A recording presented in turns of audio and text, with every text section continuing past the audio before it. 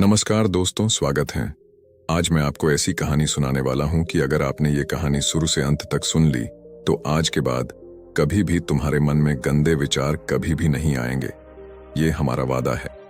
तो चलिए कहानी को शुरू करते हैं। यह कहानी शुरू होती है जब एक बड़े प्रदेश का राजकुमार अपना राजमहल सब कुछ त्याग कर बौद्ध संघ में शामिल हुआ। शुरुआती दिनों में नए भिक्षु ध्यान करना सीखते। इसके साथ साथ गौतम बुद्ध उन्हें भिक्षा मांगने भेजते ताकि भिक्षुओं का अहम कमजोर हो और उनका व्यवहार विनम्र हो जाए। संघ में आने के कुछ समय पश्चात राजकुमार भी भिक्षाटन पर जाने लगा। शुरू में सब ठीक था, लेकिन कुछ ही दिनों में घटना घटी जिस कारण राजकुमार विचलित हो गया और उसने भिक्षाटन पर जाने से मना कर दिया। भिक्षाटन का नियम था कि भिक्षु केवल 2 घरों में भिक्षा मांगते और नहीं मिलती तो आश्रम वापस आकर जल ग्रहण करते। एक बार राजकुमार भिक्षु नगर में भिक्षा मांगने निकला और दोस्त सहयोग से भिक्षा नहीं मिली। शुरू में राजकुमार भिक्षु को निराशा हुई, लेकिन कुछ ही पलों में उसका मन शांत हो गया, जैसे कुछ हुआ ही ना हो। बिना प्रयास के आज भिक्षु बड़ा प्रसन्न था। उसने लौटकर गौतम बुद्ध से कहा, आज मुझे भिक्षा प्राप्त नहीं हुई, लेकिन मेरा मन शांत है। ना किसी विचार ने मुझे परेशान किया। गौतम बुद्ध भिक्षु की सारी भावनाएं समझ रहे थे। तथागत ने कहा, अच्छी बात है, अब तुम कल महल की तरफ भिक्षा मांगने जाना। भिक्षु ने आज्ञा का पालन किया और अगले दिन भिक्षा मांगने निकल गया। कुछ देर बाद जब भिक्षु महल के आगे से गुजरा तो उसे अपना महल याद आ गया कि कैसे वह ऐशो आराम का जीवन जीता था। भिक्षु ने सोचा, महल में खाने को स्वादिष्ट पकवान मिलते और सेवा करने को कई नौकर होते और सभी प्रकार के सुख मिलते। ऐसा सोचते सोचते भिक्षु के मन में इच्छा हुई कि आज बढ़िया भोजन मिल जाए। तभी भिक्षु सचेत हो गया कि यह सब अतीत की स्मृतियां हैं और मैं केवल इन्हें देख रहा हूं। पुरानी यादों के ताजा होने से मन में कुछ इच्छाएं प्रकट हो रही हैं। यह भी मैं केवल देख रहा हूं। अगर मैं इन शारीरिक इच्छाओं को पूरी करने की लालसा रखूं तो मैं मन की शांत और यह जागृत अवस्था खो दूंगा। भिक्षु ने महसूस किया कि जब जब हम स्वयं को 2 कदम आगे ले जाते हैं, चेतना का स्तर ऊपर उठाते हैं, तब तब मन इस प्रकार के खेल खेलता है। जब हम मन को शांत करने लगते हैं तब मन हमें बेचैन करने की पूरी कोशिश करता है। भिक्षु यह सोचकर बहुत खुश हुआ क्योंकि आज उसने आत्मचिंतन से मन के बारे में गहरी समझ और सूक्ष्म दृष्टि प्राप्त कर ली। भिक्षु ने आश्रम आकर गौतम बुद्ध को सारी बात बताई और कहा, तथागत, आज मुझे आपकी कृपा से सूक्ष्म दृष्टि प्राप्त हुई। मन हमें बार बार इच्छाओं में उलझाना चाहता है। महल को देखकर मुझे भी पुराने सुखों का स्मरण हो आया, लेकिन आज भी विचार मुझे छू नहीं पाए। गौतम बुद्ध ने कहा, अच्छी बात है, कल नगर की दक्षिण दिशा में जाना। वहां एक हवेली है, वहां मन और विचारों पर उपदेश देकर आना।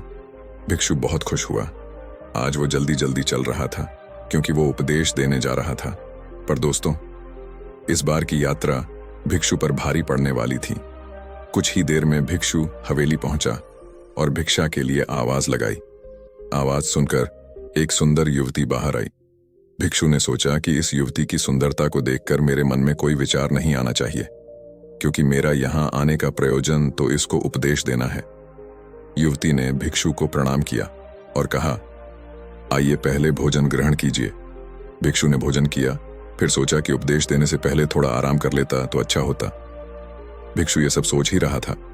इसी बीच युवती ने कहा, श्रीमान, आपने अभी अभी अन्न ग्रहण किया है, अब थोड़ा आराम कर लीजिए, फिर उपदेश शुरू करना। यह सुनते ही भिक्षु सतर्क हो गया। जो योजना वह मन में बना रहा था, यह महिला वह सब बिन बताए करती जा रही थी। भिक्षु ने सोचा, यह सब संयोग है। यहां लोग भोजन के बाद आराम करते होंगे। फिर भिक्षु आराम करने लेट गया और विचार करने लगा कि महिला कितनी समझदार है और इसकी सुंदरता बेजोड़ है। अगर मैं राजकुमार होता तो ऐसी ही स्त्री के साथ विवाह करता। भिक्षु के मन में ऐसे ही कुछ विचार चल रहे थे।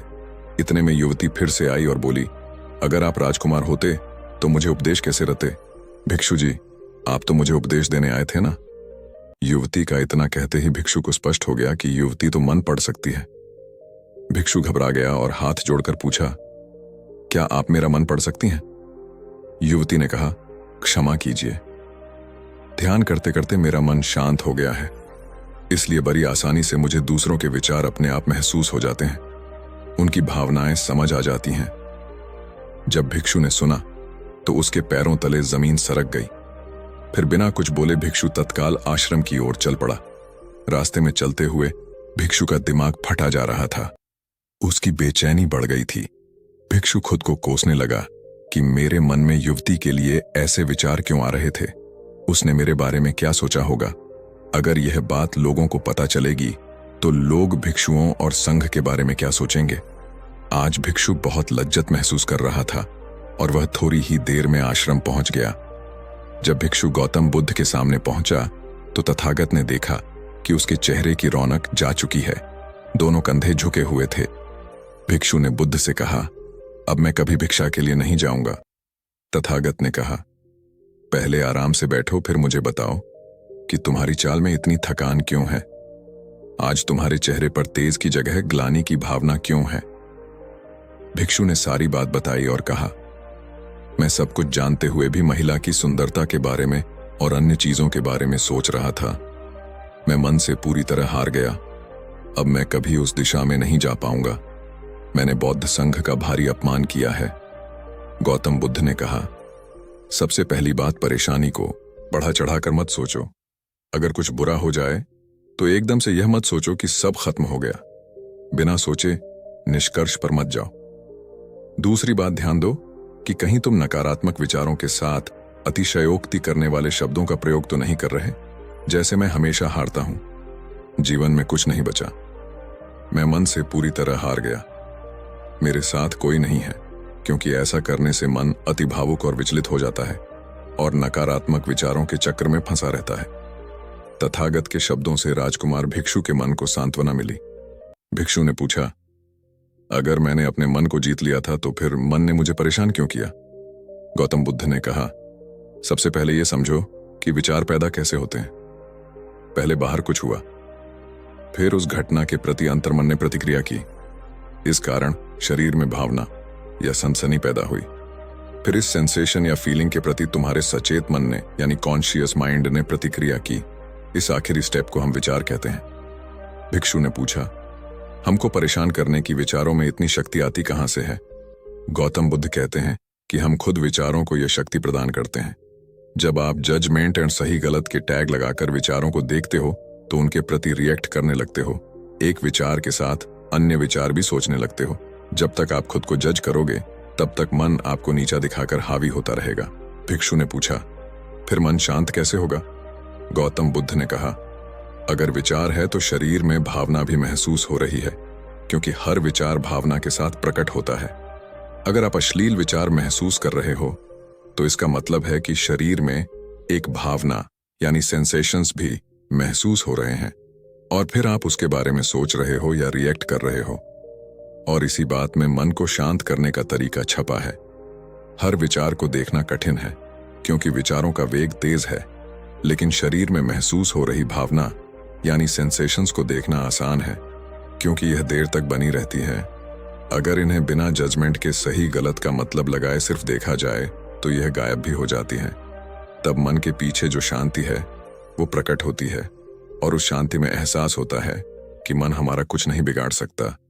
हमारा अंतर्मन कैसे ठीक होता है नॉन जजमेंट से। अगर हम किसी भी इंसान या घटना या फिर अपने मन को बिना जजमेंट के देखते हैं तो मन के साथ साथ अंतर्मन अपने आप स्वस्थ और शांत होने लगता है। अगर तुमने मात्र यह देखा होता कि इस औरत के प्रति विचार केवल मेरे अंतर्मन के रिएक्शन के कारण है और यह मैं केवल देख रहा हूं, मन में बहुत कुछ चल रहा है, लेकिन मैं सांस के प्रति सचेत हूं, मैं शरीर में होने वाली प्रतिक्रिया को देख रहा हूं, तब भी तुम सचेत होकर दृष्टा भाव में लौट आते। मन के पीछे जो शांति है वह हमारी सबसे बड़ी ताकत है। हम बड़ी आसानी से विचारों को शांत कर सकते हैं और एक दिन यह जान सकते हैं कि किसी भी प्रकार का विचार चिंता असल में इस शांति को पार नहीं कर सकता। हम हमेशा विचारों से अछूते हैं।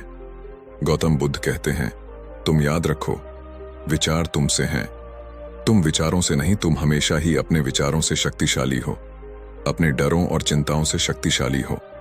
अब तुम अगले 7 दिन युवती के घर भिक्षा मांगने जाओगे और ध्यान रखना, अपने विचारों को जज मत करना। अच्छे बुरे विचार केवल तुम्हारा द्वार खटखटाते हैं। तुम केवल इतना याद रखना कि तुम वह शांति हो जिसमें सब प्रकट हो रहा है। अगले दिन भिक्षु पूरे मार्ग जागृत होकर चला। महिला के घर जाने से पहले थोड़ी घबराहट हुई, लेकिन भिक्षु दृष्टा भाव में बना रहा। विचारों को, शरीर में उठ रही भावनाओं को, डरों को, गिल्ट को, सबको बस देखता रहा। जब वापस लौटा तो वह पूरी तरह शांत था। आज उसने मेरे मन को जीत लिया है। यह अहंकार भी नहीं था। आज उसने सही मायनों में मन को पार कर लिया था। धन्यवाद मित्रों।